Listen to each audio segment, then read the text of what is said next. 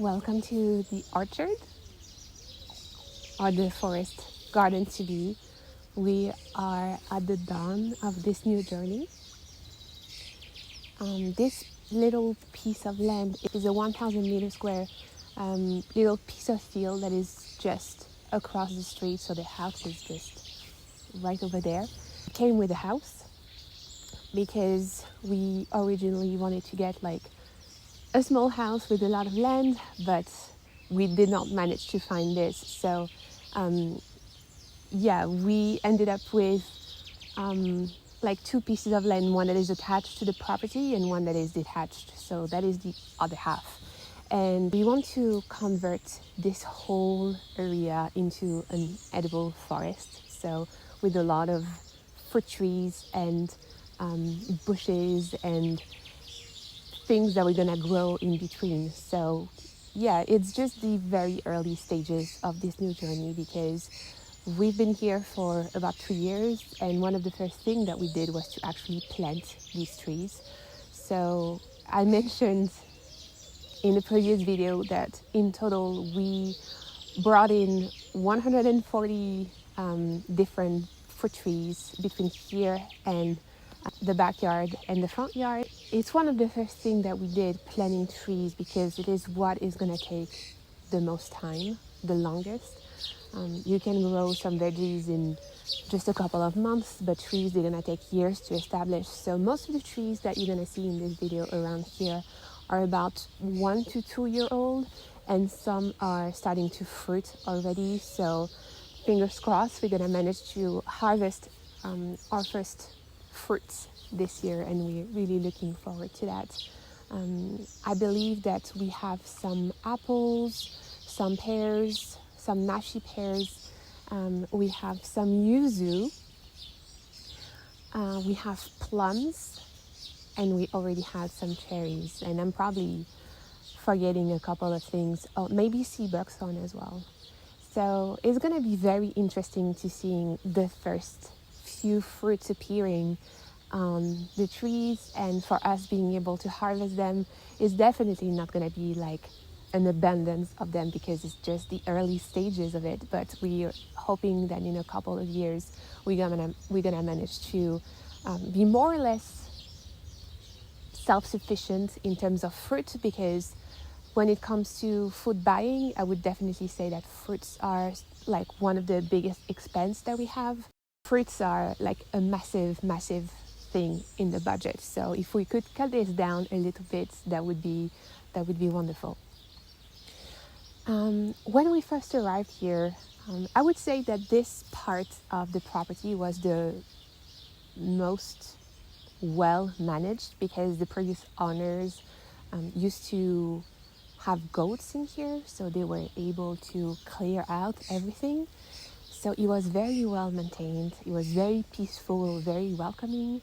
And then when they left, they took the goats away with them, and then we realized how much work needed to be done on this part of the property, because we do not have any heavy machinery to assist us. The terrain is very uneven as well. So the grass mower that we have for around the house is kind of like something basic, and it would not survive 1 day in here or even 1 hour, I don't think. So my husband decided to get a scythe. So every now and then he scythes the whole area, which takes a couple of hours over several days. But then we end up with beautiful hay that we can use for, like mending the soil or using as mulch everywhere. And it's been very helpful because this year I started creating different growing zones, and I wouldn't have been able to do it without the precious hay that we are gathering. So in a way, it's a blessing. It's a lot of work, obviously, but it's a blessing because we can utilize whatever is available in here. We don't have to bring in any hay that could potentially have been treated with any sort of chemicals. So everything's local. So in addition to planting, I don't even know how many trees we have here for trees. we took down 2 medium-sized oak trees, and we used some of the branches for firewood the following year, and most of the branches were used to inoculate our shiitake spores in. And yeah, once again, it's a really nice cycle, because once the logs are gonna decompose completely, we're gonna be able to reuse them. It's gonna enrich the soil even more. So we had there were only a few adult trees in here, like the massive oak like the massive walnut that is right behind me.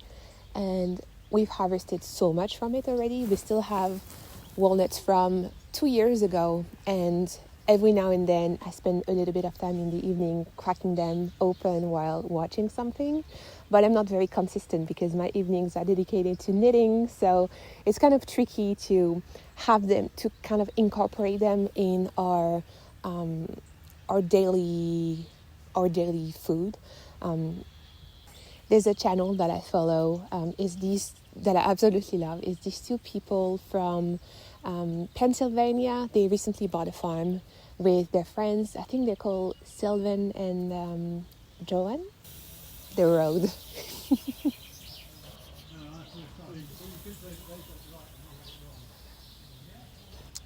What was I saying? So this amazing channel, and they do a lot, like a food challenge every year, where they decide to consume everything that they have harvested, I think throughout the winter only. So it's like a no-buy challenge, and they forage, and in the evenings they spend time watching some Netflix and just processing walnuts or any sort of nut. And I just love this so much. I would definitely be doing that if knitting wasn't taking so much time in my life, which I'm not complaining about any second at all. I'm just saying that I wish I would have more time to do all of the projects that I want to undertake. The other adult tree that we had is a plum that is right at the right back of this piece of land, and it is not in a great shape. It's very old.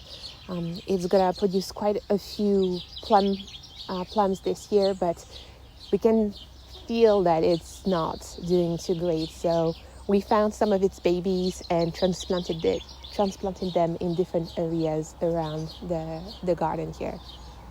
In addition to all of the fruit trees that are planted, I started landscaping a little bit this year, and kind of tried to make like a circle in the center with 2 different paths that can go around the cherry tree.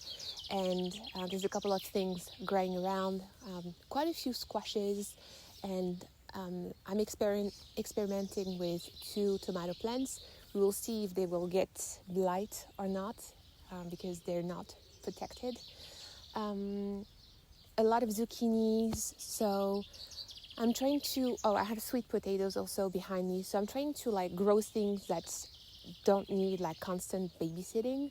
I do need to bring water every other day though, because these days we're in the middle of a heat wave. It might not seem like it right now, but we're gonna reach 30 degrees plus this afternoon.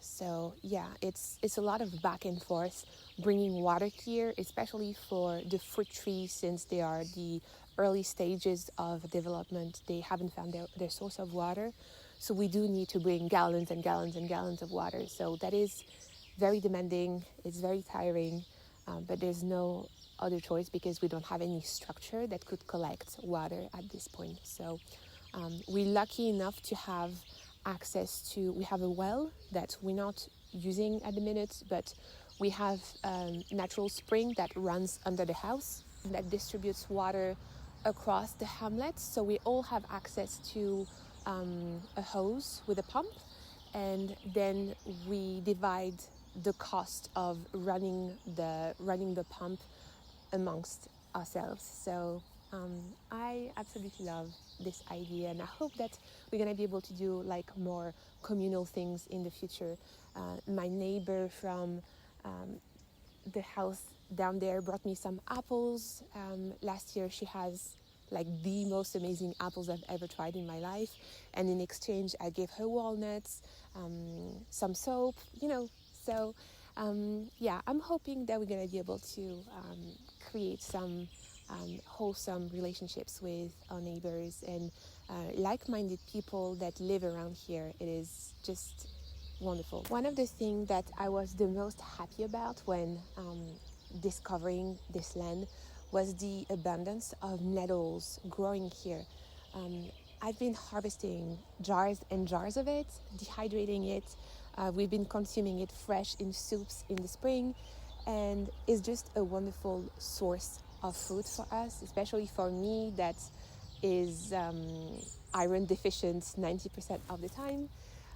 So by cutting them down every so often, that means that I can keep harvesting because they do not bolt.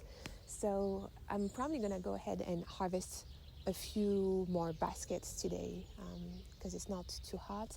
And then I leave it bolt later in the season so then I can collect the seeds and add them in different dishes and smoothies.